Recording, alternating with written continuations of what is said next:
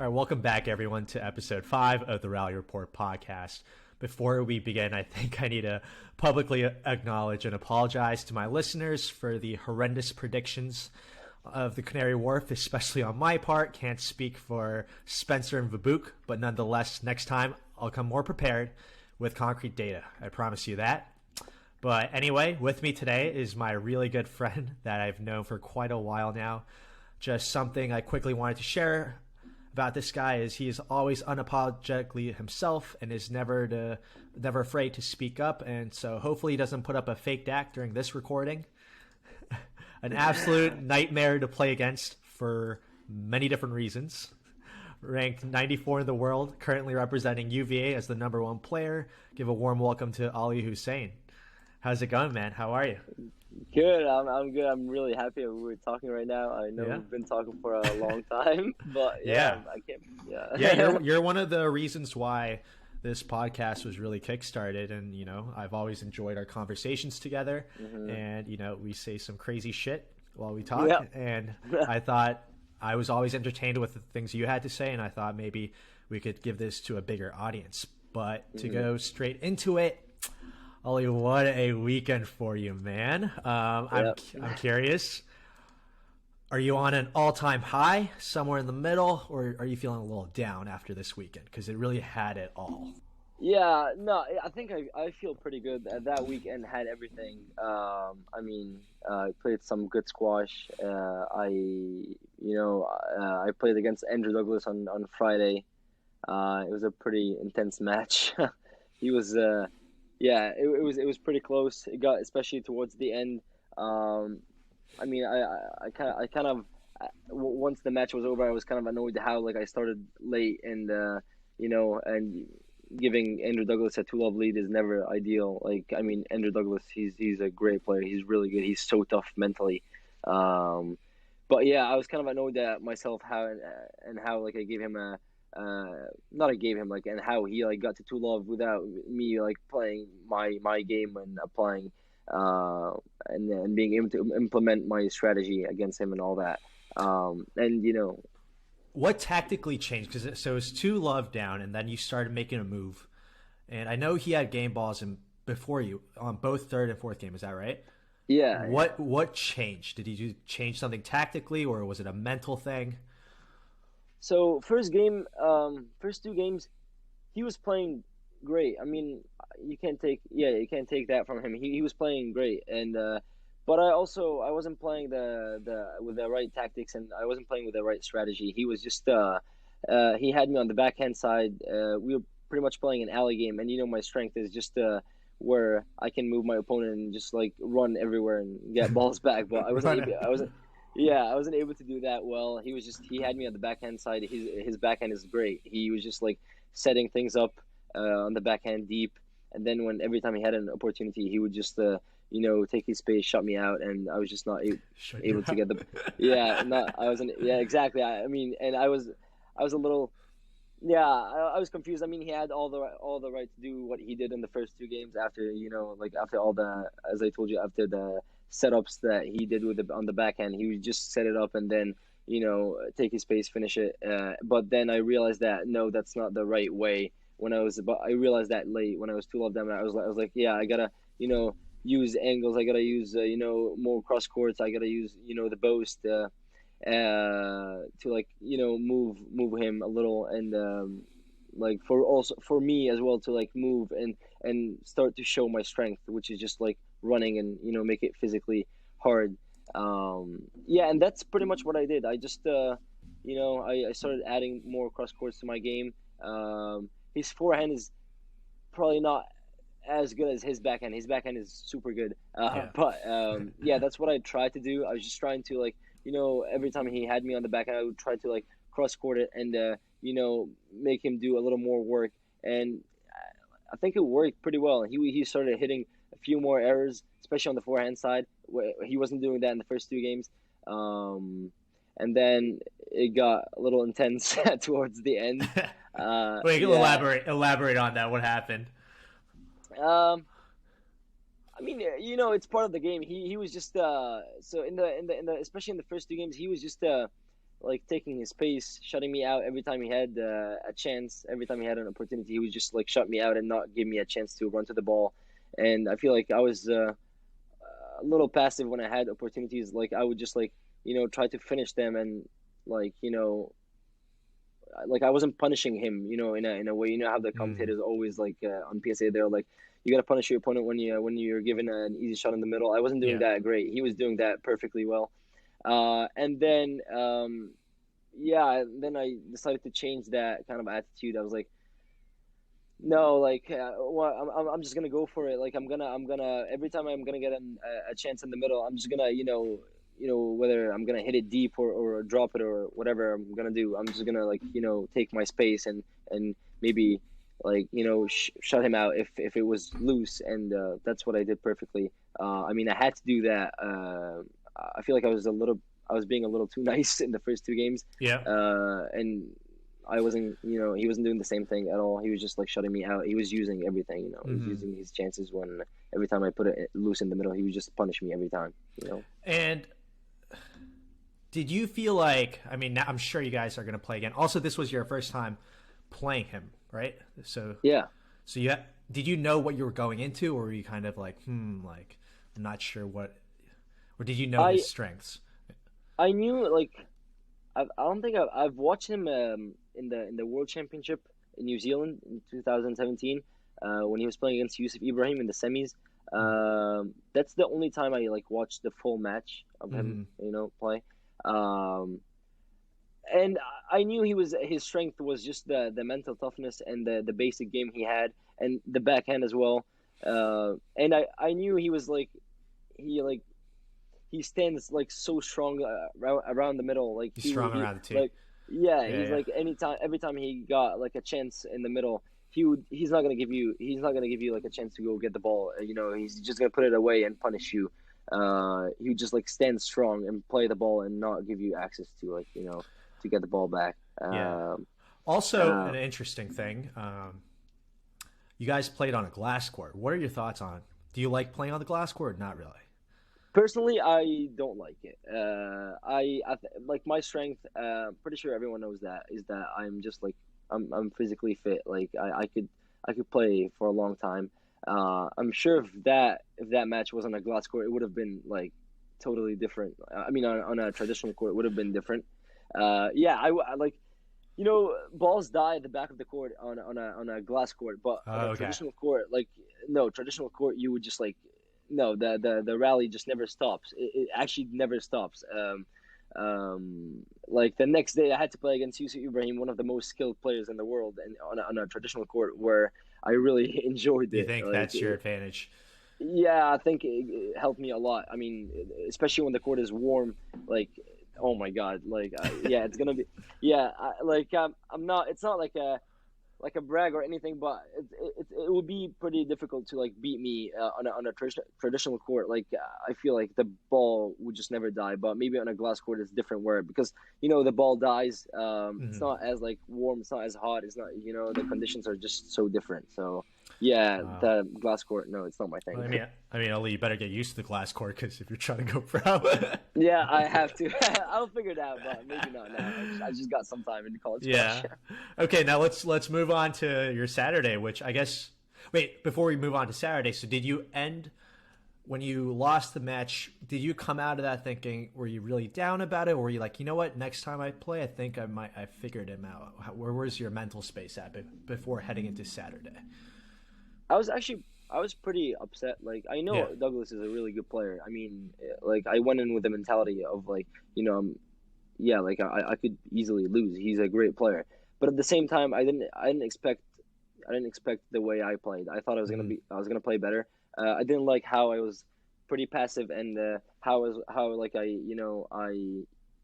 got that kind of wake up call pretty late. Like when I was 2-love down, I was like, all right, now you actually have to play, otherwise you're gonna lose in 3. And I didn't want that. I was pretty upset. Yeah, like next time we play, I think it's gonna be different. Like bold claim going in right here. yeah. Next time we play, I'm gonna be ready right from the never again. Yeah. Yeah. I mean, 2-love lead against Douglas. Like you can't do that. But next time.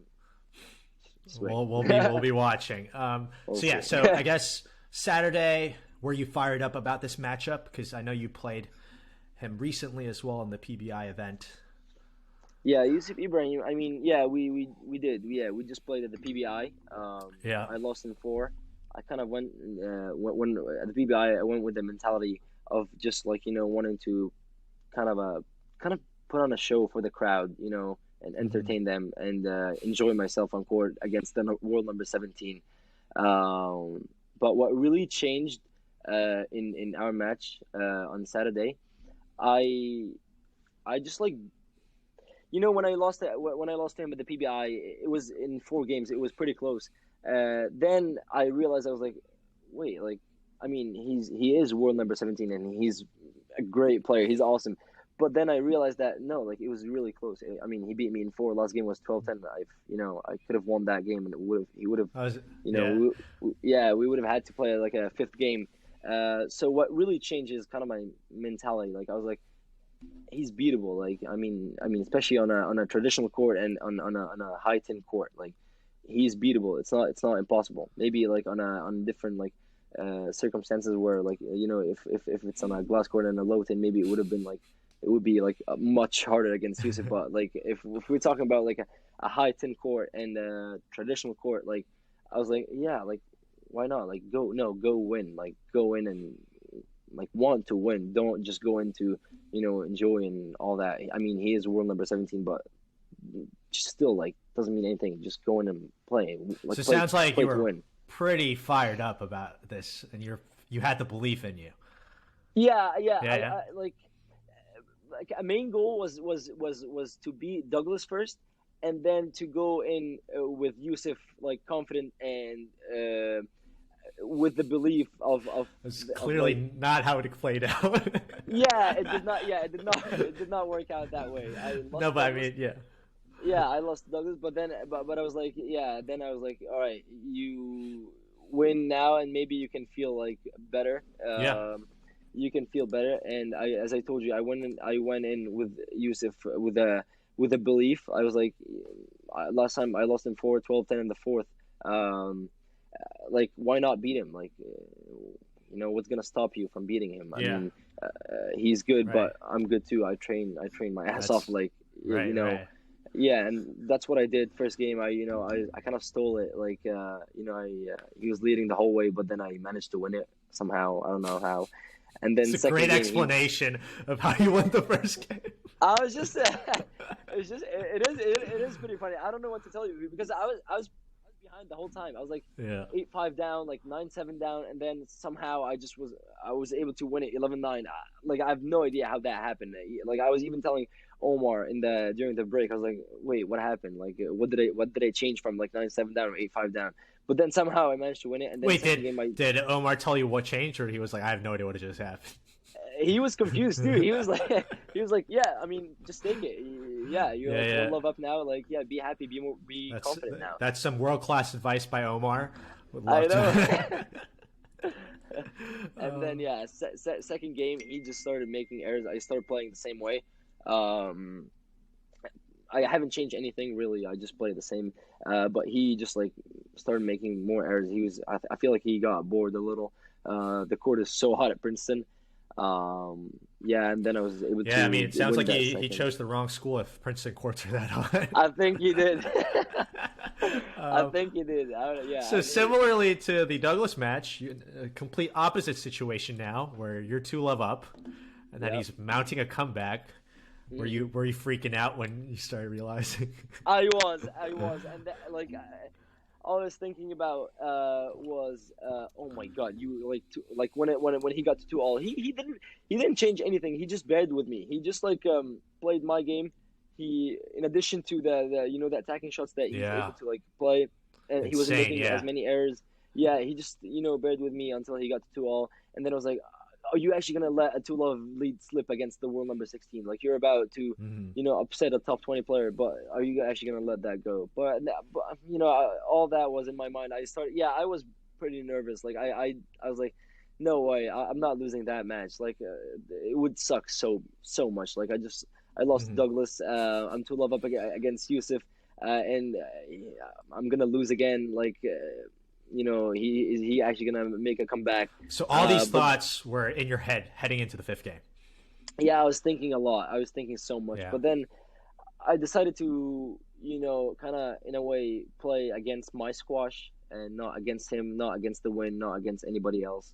I was like, yeah, just play against the straight drive that you're about to play against the cross court, play against the Mm-hmm. bows, play against the volley, and we were trading points until like 8-all, and then out of nowhere he just gave me like three gifts like in the tin, and I was like, all right, I'll take it, thank you. Yeah. and then yeah, I managed to win it, and I was pretty happy. I was just jumping all over the place. I mean, he's a top 20 player. It was great fun. Now I have a question for you. Do you think that was the best squash you've ever played, or is this really just about you having the belief?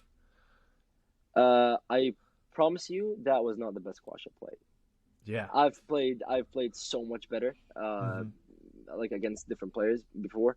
No, I was actually like, I was nervous the whole time because I know like how easy he could win points. Mm-hmm. That was in my mind the whole time, like right from the beginning. I know that like for him to win points, it's not gonna be hard, but for me to win points, I had to like earn them. So I was kind of like protective and passive in a way, Mm-hmm. just waiting for him to like make unforced errors. So yeah, but in other matches, like I would attack, like I would use the opportunities in the middle to like attack. Like when I was playing against Douglas, I was going for attacking shots. I mean, I they're not always winners, but they're like usually they're like setups to like finish the Mm-hmm. point. But against Yusuf, every time I got opportunity in the middle, like I would just like hit it back to him, and I was just waiting for him to make errors. No, that was not my not that was not the Yeah. best squash I played, but I think the belief I had in me was the key. Like that was the key. Right. Yeah. Now, Ali ending that Saturday with probably one of the biggest highs of his life. Now, going into Hmm. Sunday, on paper, he should be. I mean, Veer is an incredible player. I don't want to take anything away from him, but being how good you are, on paper, you should have won that 3-0, and then things did not pan out the way you thought it would. And also, So, your team situation was nerve wracking, right? It was tied up 4-all. hmm. And Yep. tell us about going from the highest moment of your life to being 2-love down. All right. So yeah, you're right. I mean, first of all, like Cornell is number 9 in the country. We're 8 Yeah. in the country, and the winner pretty much is like gets a spot in Division 8 at nationals. Like So pretty much, yeah. Like lots on the line right now. Yeah. yeah, and like 30 minutes before our match, like our number 3 had to pull out. He was really sick. He wasn't able to play, and he had to pull out. And then now we're playing. Everyone moved up one spot. Um, so yeah, I just wanted to say that. But then I'll tell you about the match right now. So we are 4-3 down, and the number 6 match is played. The court next to me, and Yeah. I'm playing. I was playing at the same time. As soon as our number 6 got the win and tied it 4-all, I had just lost the last point in the second game, and I was 2-love down. Were you very Uh, aware of the team situation right now? I Or- didn't want to ask. I knew it. I knew the score, but I Yeah. didn't want to ask. You didn't want to Like I confirm. knew. Yeah, yeah, Yeah. exactly. So as soon as our number 6 got the fourth point for us and tied it 4-all, I had just lost the second game, and I was I was trailing by two games to love down. Um, Veer was just incredible. I mean, he was first 2 games, he would hit winners. Like usually in our age now, like you would hit like tight shots, or like you would go for a winning shot, but it wouldn't be a winner. Like Mhm. like your opponent would usually like get it back, and you would then win the next ball. But Veer was actually hitting winners. Like he was rolling balls out of the nick. Like I just couldn't do anything. Like I mean, he was setting it up, and then every time he got an opportunity in the middle, he would just go for it, and it would die. Like there's no chance anybody could get it back. Like even with the speed I got, I wasn't able to get it back. Like you can't get that back. It Yeah. rolled out of the nick. So and yeah, I think the match with Yusuf kind of affected me in a way. I went in with Veer too confident, Mm. which is not good. Like in playing anybody my age now, like no matter like how good or bad they are, like you're gonna have to play. You're gonna have to like spend time, good amount of time on court. You're gonna have to spend at least like 30 minutes to like get rid of any opponent, whether he's good or bad. In our age now. But then I went in. I was like, I mean, yeah, I just told you, Veer is an incredible player. He's really good. He's gonna do great things in the future. But I went in. I was like, all right, I'm gonna, it's 4-all. It's gonna be 4-all. I'm gonna like win in like 30 minutes or something, and then get the win for UVA. But I had forgotten that. No, like I had forgotten that you can't do that. No, you can't really do that. Like even if I was playing a little kid, you can't do that. You have to like go in with the mentality that no, you could actually lose. You could lose to anybody you're playing against. So imagine playing against Veer, like a great player who's gonna be a champion one day. I know that for sure. Like he trains his ass off. I know that we were great friends, and he always tells me. He even came to Egypt last summer to like do a training camp. He's gonna do great things in the future. So I went in. I was like, okay, I beat Youssef Ibrahim, a top 20 player. Maybe Veer is not like where Youssef is. So I think I got that. I mean, Ali, you were in there. You were thinking you were gonna whoop his ass in 30. Pretty much, yeah. That's what I thought. I mean, like anybody would be the same. Anybody would think the same. Oh, thing. I think that's completely fair. I beat Youssef Ibrahim, like he's a top 20 player. Yeah. Like that's some big deal. Yeah, that's a big deal. And I feel like anybody would have thought the same thing. But yeah, as I told you, like you can't really think that way. Even if you're playing a little kid, you have to like give it 100%. And I was giving 100% in the first two games, but he was just too good. Like I had forgotten that. No, like play your game. Don't like try something new or anything. Like Veer, oh my god, he's so skilled. He could actually beat anybody. He could beat anybody. So did you switch it up tactically starting the third game? Exactly. Yeah. So when in the first two games, he was just I was trying to like play like the way I tried to play against Douglas in the third and fourth games, where I tried to like open up the court and play cross courts and play boasts. But Veer, no, like playing a cross court against Veer, like if he's able to take it, and he's gonna take it early, like if it's not wide enough, I think the point is over pretty much. He's gonna just put it away. You play a boast against Veer. Usually players would go chase that boast and hit it back, but Veer, no, like he's so skilled. He just went in every time I posted and put it short. I put it in short, and I just couldn't. I wasn't expecting that. But then when I realized that I was 2-love down, I was like, all right, I'm done. I'm playing a bad game. Like I'm actually playing a bad game. But especially on the backhand side. I was like, all right, I'm done. I'm not attacking more. Even if I get opportunities in the middle, like fuck it, no. I mean, it's 4-all. Yeah. If we lose to Cornell. If we lose, we're not in Division 8 nationals. I was like, all right, like right here, like I'm gonna just toughen up and play a bad game and chase every ball back. And somehow, no, not somehow. Like third game, he just like made so many errors. He kind of gave that away. I was able to win it 11-3.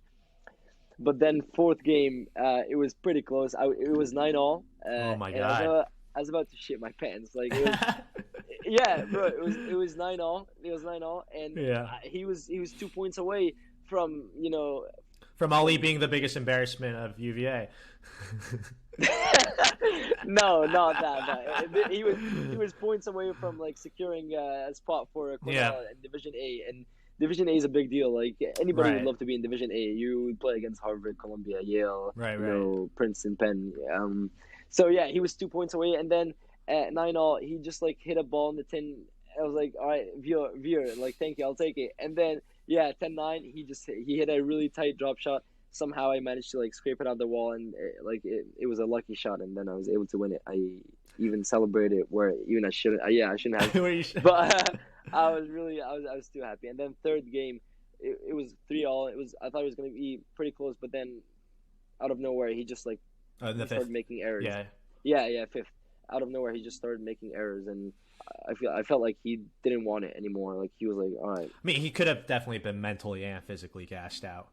I mean, especially with a player like you, I'm sure. Yeah, I feel like, yeah, mentally, I don't think the problem was really physical. I think it was more like I don't Mental. think he was very physically tired. He was just like bored. Like, he couldn't, I felt like at some point he was like, all right, then I don't want it. Right. So I guess You know? from what you're saying, the takeaways is mental toughness, and Ali sucks on his backhand side, and you should never.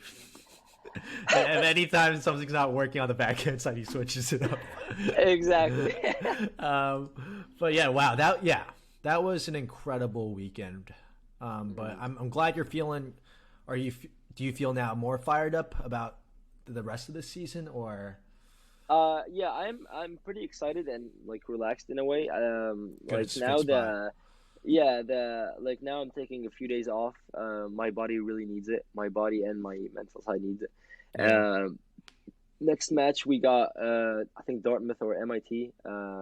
December 3rd. Finally, we play at home. I mean, it's gonna be a good match, but I think I could. You're confident. First, yeah, I think I'm Yeah. gonna go in confident. I'm gonna relax for a few days, as I told you, and then maybe back to training in a few days or something. And then the next big game is gonna be Harvard.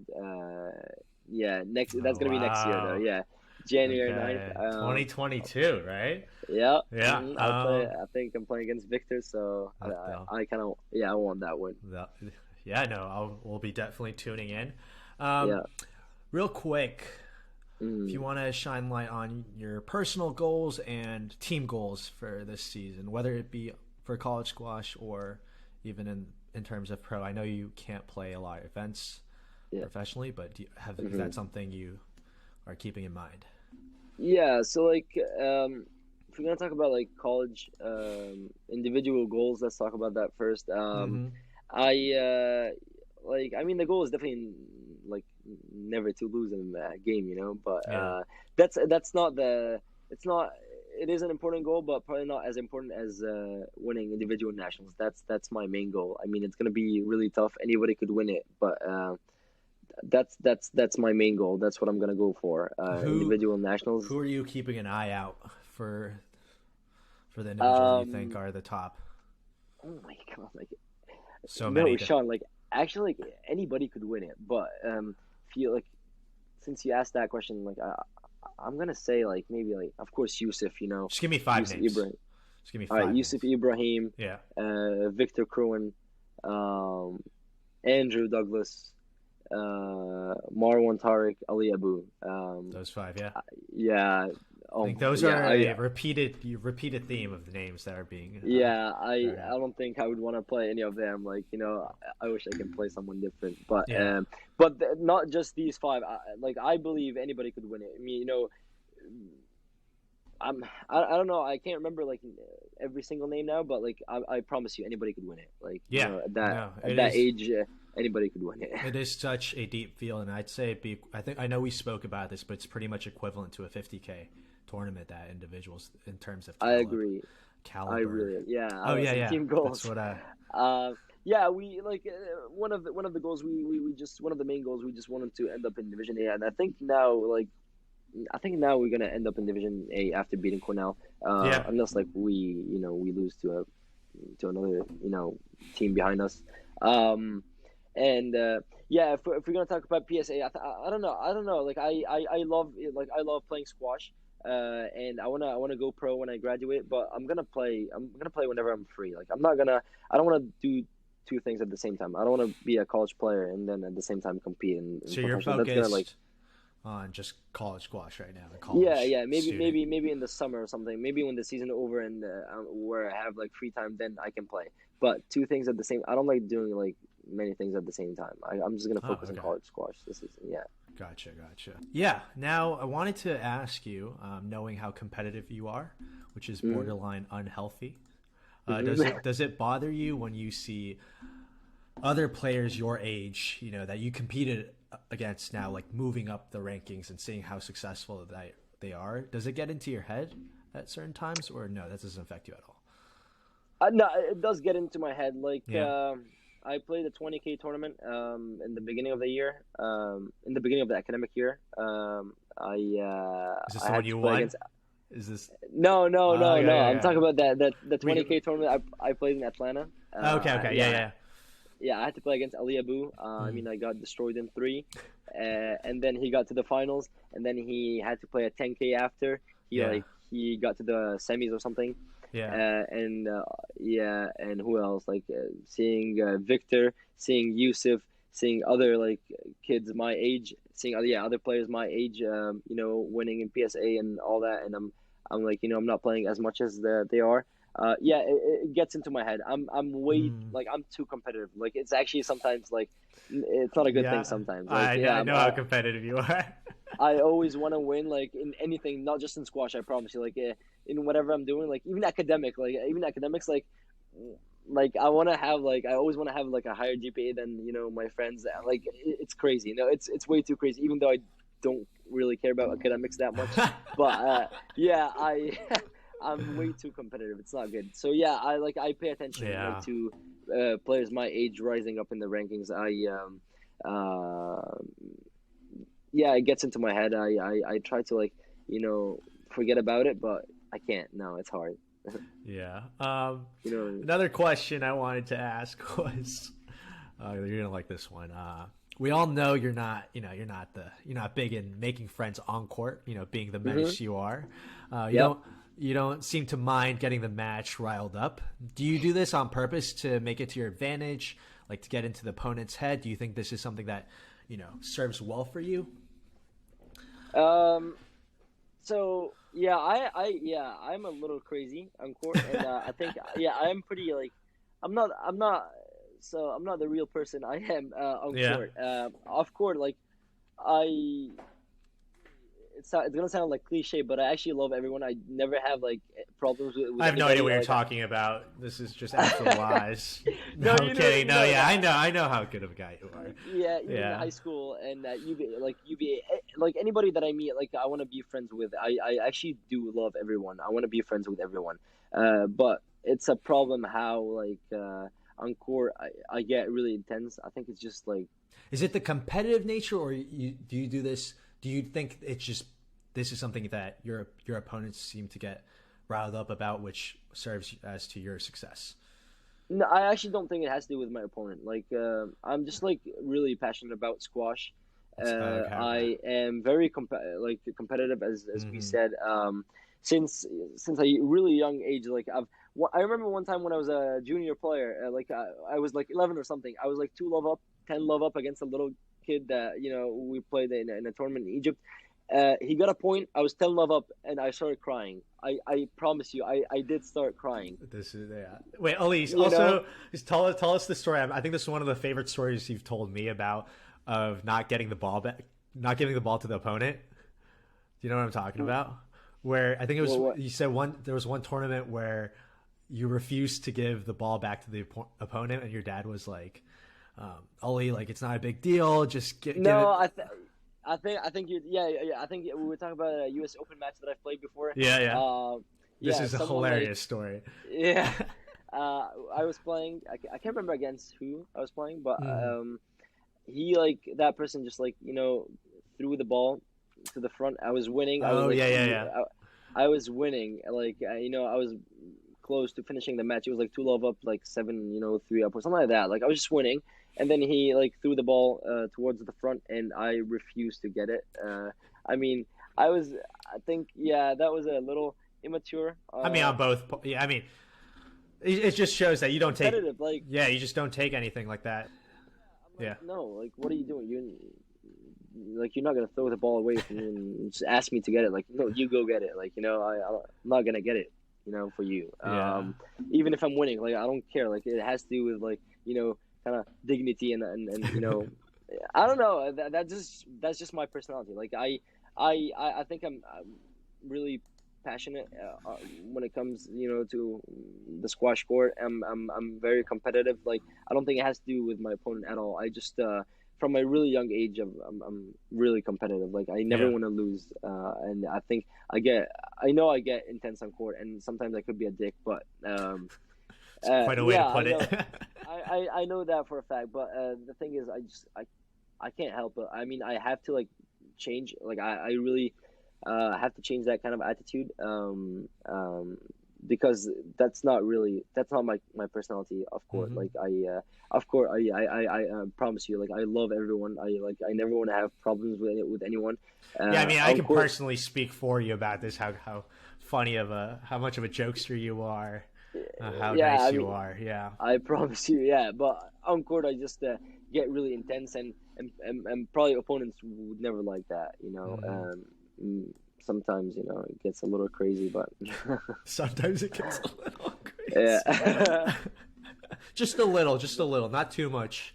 just a Just a little. little crazy. I try to control it, but you know, Yeah, I think a I don't lot know. of the Instagram questions were regarding. I think I got like 4 questions regarding people who have seen your match against Miko again Oh at yeah, Nationals. If people haven't yeah. watched this match, it's on YouTube. I think you should go ahead and watch it if you want to spend 4 hours of your day just watching squash, because this match was around 4 hours long, and it Yeah. literally had everything in it in terms of Mhm. drama. But okay, so I'm gonna do something new for the podcast. This is something that a lot of people have told me to do in terms of feedback. They wanted me to ask some quick fire questions. So I'm gonna do a quick fire segment with Ali. So either if Ali can either answer it yay or nay, or just a one name or one word, just answer it simple as possible. That would be great. And Mhm. are you ready? So Mhm. we're gonna start off with some squash related ones, and then we'll do some like life general ones. Okay. Yeah. Mhm. Okay. So Mhm. beginning with best of three, yay or nay? Nay. Nay. Okay. Goggles in college squash, or for Yay. juniors. Okay. Yeah. Blocking your opponent. Taking my space. So yeah, yay to that. Sure. Okay. Yeah, it seems like yeah. Commentators when watching squash. Yay. Yay. College squash in general. Yay. Yay. Nicknames for PSA players. Yay. Okay. Coaching post career.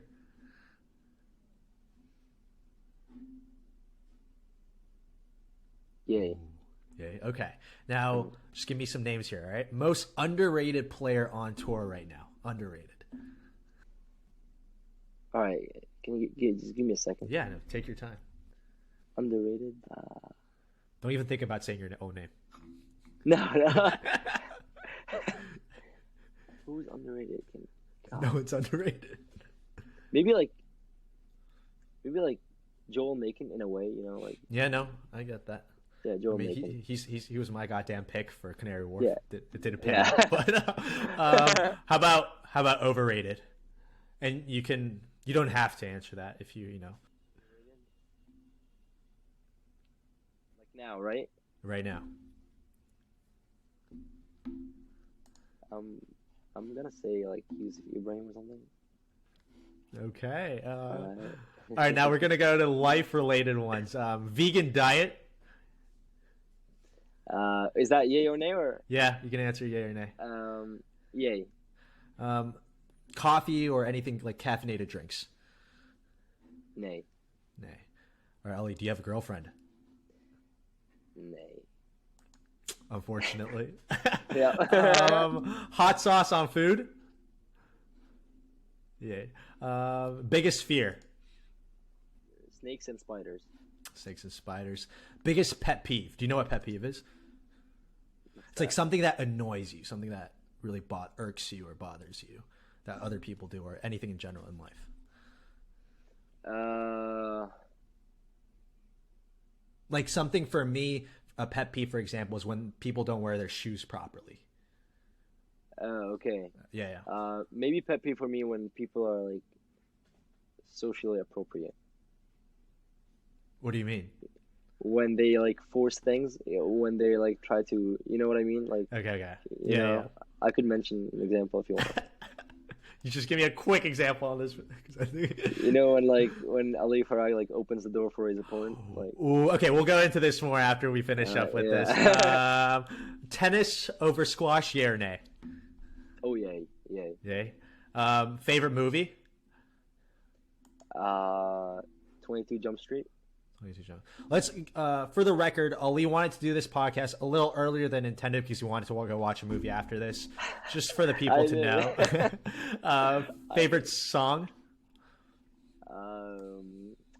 So it's probably gonna be it's probably gonna Arabic. be an Arabic song, but I'm gonna say an English one. I like "Hot" by Gunna. So That's a good one. yeah, this is just for the How about an people. Arabic one for? Because I'm sure a lot of Egyptian.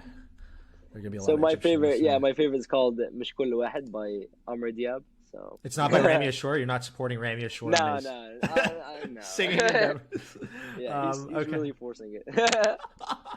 Um, okay, favorite athlete and also favorite squash player that's playing on the tour right now. Favorite athlete, I'm gonna go for Mo Farah, the runner. Yeah. I love him. He's just he's really good. I mean, runners really struggle. They struggle in training. So I love how I love how much they struggle. Favorite squash athlete you said? Yeah. I like Tarek is my favorite player, but he's not like the favorite in the way he plays. But he's just my favorite. Like I always want him to win, but like favorite shit. favorite game style, like probably like I like Paul Coll. I like the way he plays. Oh, cool. Yeah. Okay, so that's it for the quick fire segment, and I think That's fun. there's a couple that we need to address. Yeah. Before I forget, let's go back to the pet peeve one.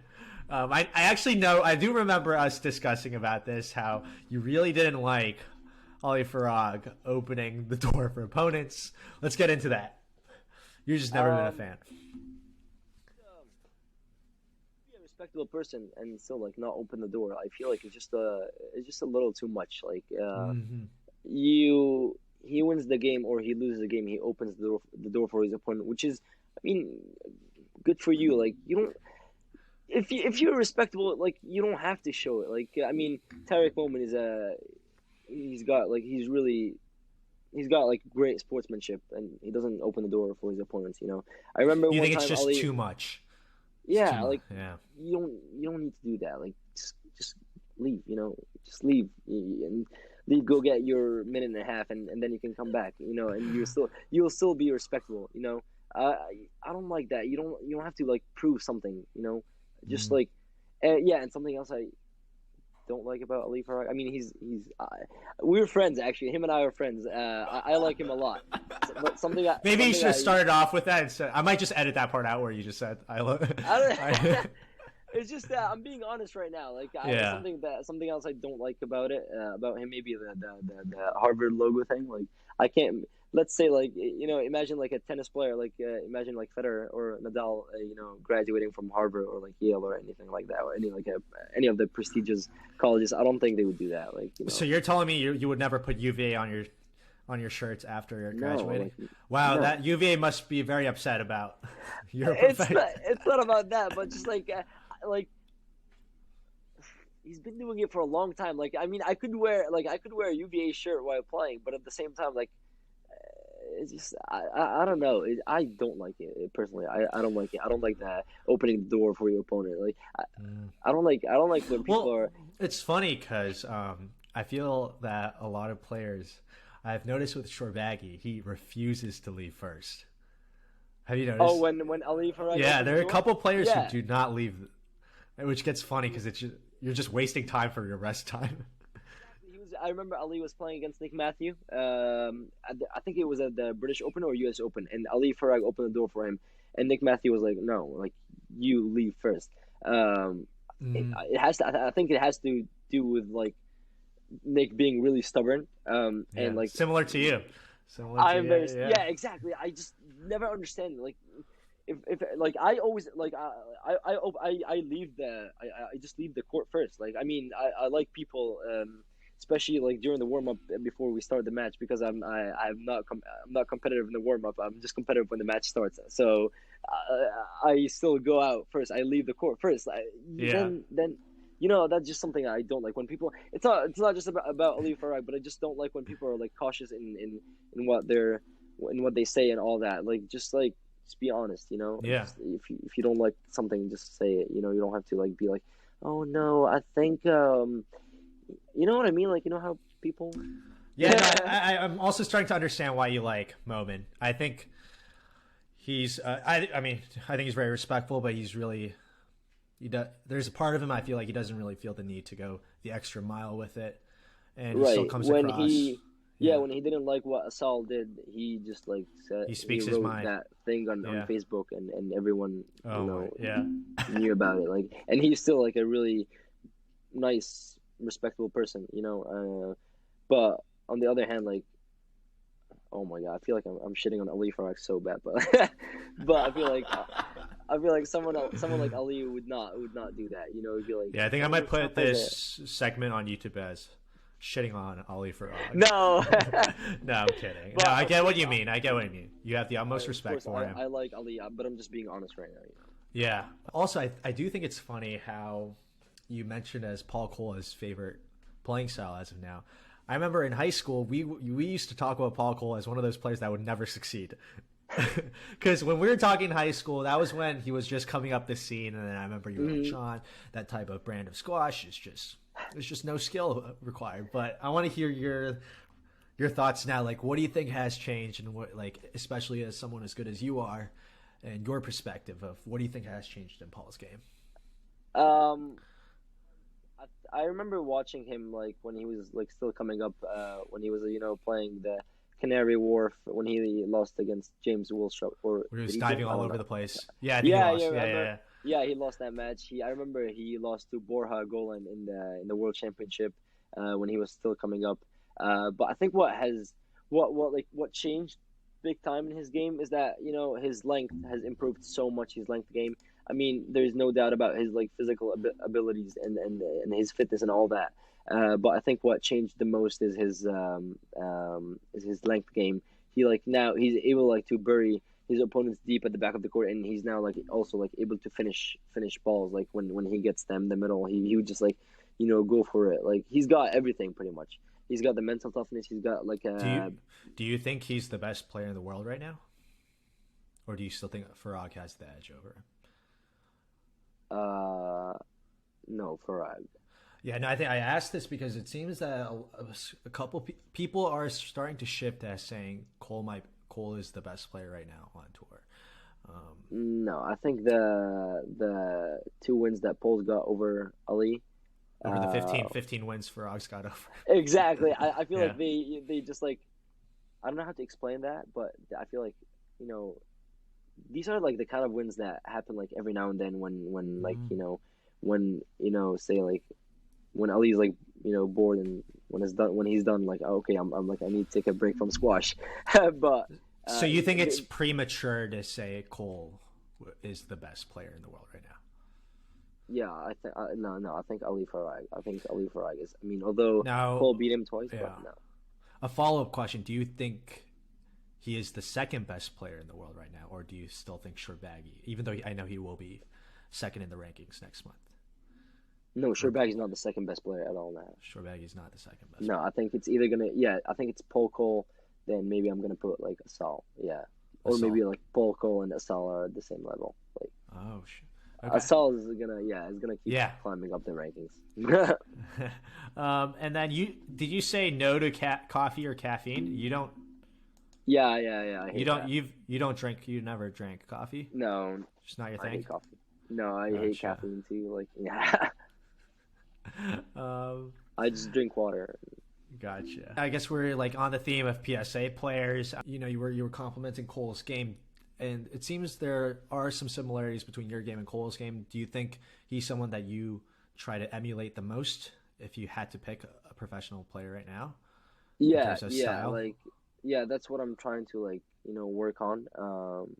You know, I think I got the mental toughness. I think I got the, you know, the fitness part. I just need to improve my squash a little.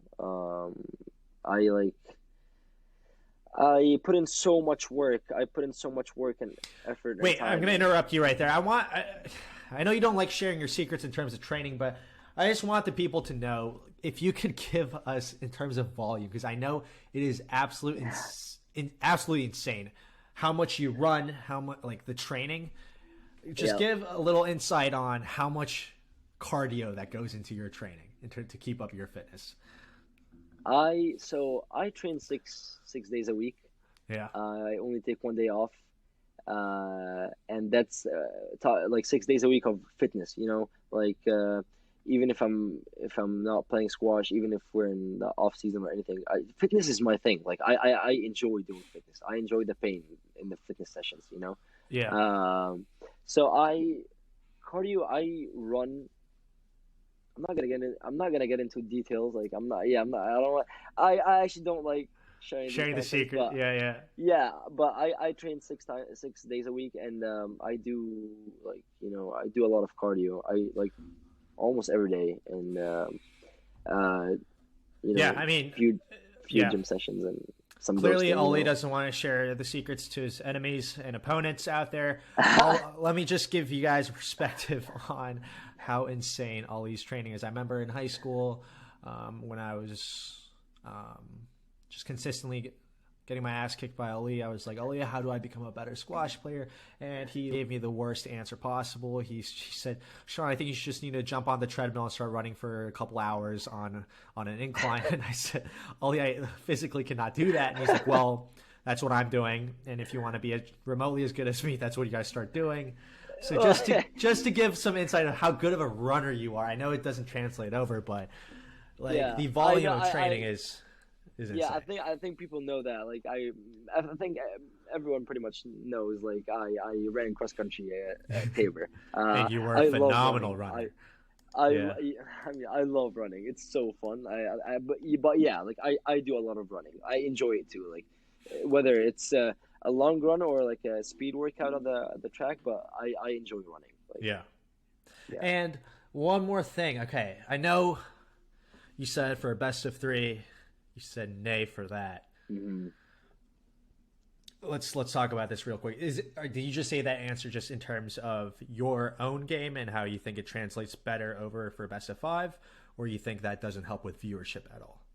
But I think both. Like it doesn't really suit my game. So if we're gonna talk about my game, like no, best of 3, like anybody could actually beat me in a best of 3. Like best of 3, like just like even if you're tired, if you just push, just push through 2 games and then you could come out on top. Like no, but I want to question it. It is interesting though, the Canary Wharf that just happened. At the end of the day, the top players all just went through. What are your thoughts on that? Do you think? Because I was thinking, as you were saying, it's a lot easier for upsets to happen, which is why I picked Joel Macon. But it was interesting to see how, at the end of the day, it was the first 2 seeds in the final. I mean, yeah, I think you're right. I mean, what I just said, isn't proven by the Canary Wharf. Since like, yeah, I don't think many upsets happen. But I still believe like if they keep happening over and over, like, players would just like train. Players would start if that's like the norm in squash. I think players would take it more seriously. Like I mean like Mazen Hisham or like Abulgar. They're like great players. Abulgar was actually playing in that event, but he still lost to James Wilshere. I don't know how. Like I mean losing. James is a legend, but still like Abulgar is younger and he I feel like he would love that kind of game. But yeah, somehow like they're not like succeeding like these kind of players like Abulgar or Hisham. But I just don't. I think like if it keeps happening, I feel like players could start like winning. Players would just push, would train, and they would upset other players. Yeah, I think you said an interesting point about players would start training for best of 3. Like, I guess that would mean more explosiveness, just in terms of it's not gonna be as hard when the match is like 30 minutes.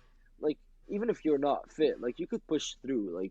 Like the mentality is gonna change. Like maybe that really didn't happen at Canary Wharf, but I feel like if it keeps happening over and over, like if the best of 3 keeps happening over and over, like I feel like players are gonna change. Their mentality is gonna change. Their training is gonna change.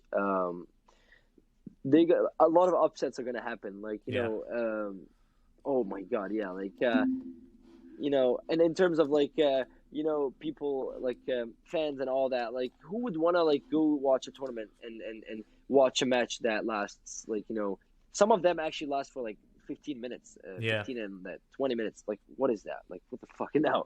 Right. Like you see tennis matches take like 2.5 hours, and on the other hand you would want to end a squash match in like 30 minutes. No, like we're trying to like move forward with the sport and not like backwards. I don't think it's a good idea. Like in terms of So you think my best of three is moving the sport backwards? Yeah. Yeah. I mean, I don't think it's a good idea. Like it could be more entertaining, but at the same time, it's just the matches. Like, where's the sport then? Like, where's the sport when the match? Where's like training hard? Where's the fitness involved? Where's like the mental toughness? Would you go as far as saying that the Canary Wharf should be an exhibition event? It shouldn't be even counted as a gold event. Would you go as far as that? I wouldn't mind these kind of events happening like once or twice a year, but like it shouldn't be the norm. That's what I'm saying. Like it just like I don't see squash as a sport when if it's changed to a best of three. If you actually look it up, like squash is one of the healthiest sports in the world, and like one of the hardest sports in the world. So if you change that to best of three, I feel like that could change as well. Like you're not going to be burning as many calories. Yeah. I'm talking about like a professional level. Right. Like where's the comeback? Where's the comeback when you're too low? Yeah, like, no, all that's gone. I agree. I think best of five is the sport, and Yeah. the whole point of coming back from 2-love down, the drama there's just so many Exactly. different dynamics that go into best of five. But yeah, I agree. But best of three, like what if someone is a slow starter, like you're 1-love down, then you're really behind. Like You're right, because I remember Gawad I think a year or two back when he was playing the Canary Wharf, exited early, and he's known as a prominent slow starter. And exactly, and and a few years ago, Gawad was a great player. I mean, he's still a great player, but he was like so much better like than he is now. And at the end of the day, fans are missing out on getting to see some insane squash from him because, unfortunately, he is a slow starter. But I agree. But yeah, I wanted to wrap up there. Just want to say special thanks to Aly for saying the crazy shit he always does. But yeah, I appreciate you taking your time to thank you. speak with me. But yeah, that'll be it for today's episode. Thank you for tuning in, guys.